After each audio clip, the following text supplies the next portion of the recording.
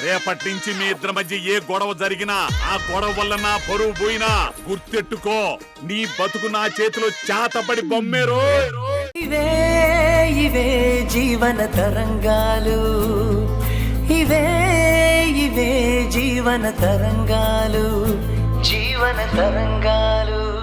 అయిపోయిన కీర్తి పెళ్లికి ఇప్పుడు ఇంతగా ఓవర్ యాక్షన్ చేయాల్సిన అవసరం లేదు. నాశనం అయింది నా కూతురు జీవితం.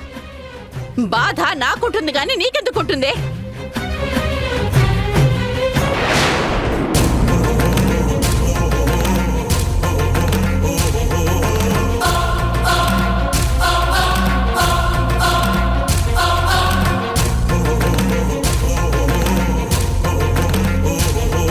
నన్ను క్షమించండి అత్తయ్య.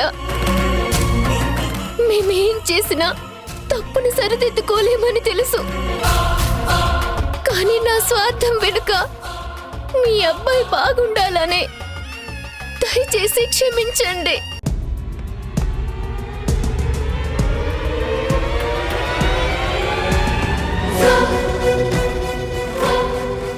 ఇప్పటికే నా కడుపు పోగొట్టుకొని బాధపడుతున్నాను.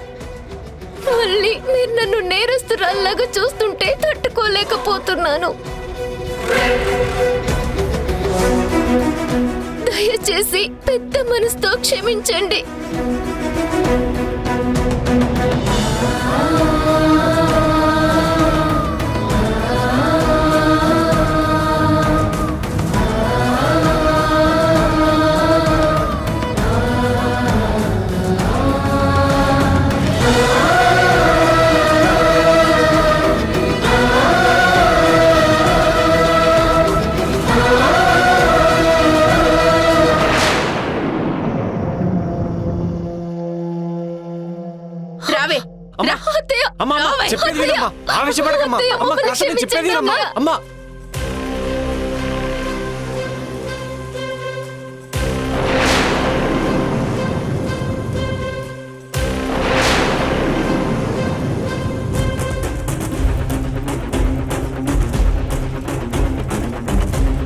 మీ ఇద్దరికి శతకోటి నమస్కారాలు.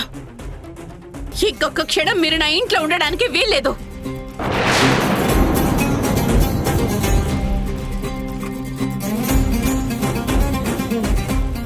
ఇంకోసారి మీ నీడ కూడా నా ఇంటి మీద పట్టడానికి వీల్లేదు.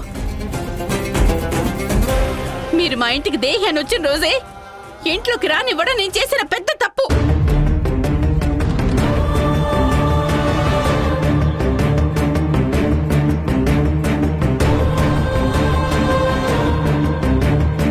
ఇప్పుడు నా తప్పును సరిదిద్దుకునే అవకాశం వచ్చింది. ఇక జీవితంలో మీ మొహం నాకు చూపించకండి. వెళ్ళిపోండి ఇక్కడి నుంచి.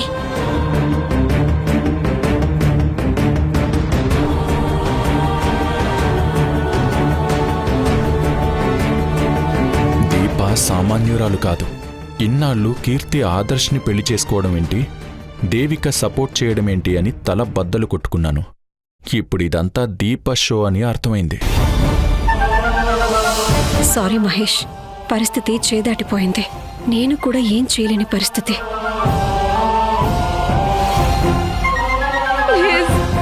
అమ్మ అన్నయ్య వాళ్ళని పంపించేస్తుంది. ఎలాగైనా అమ్మకు నచ్చజెప్పి అన్నయ్య వాళ్ళు వెళ్ళిపోకుండా ఆపండి. ఎవరేం చెప్పినా నేను వినను. రే మహేష్, వెళ్తారా లేదంటే పోలీసులకి ఫోన్ చేసి చెప్పమంటారా? ధరణి, ఏం చేస్తున్నావో నీకు అర్థమవుతుందా? ఇన్నాళ్ళు నీ కొడుకు కోడల్ని నెత్తిన పెట్టుకున్నా. ఇప్పుడు నిజం తెలియగానే బాధ బయటికి తన్నుకొచ్చి గెంటేస్తున్నావా?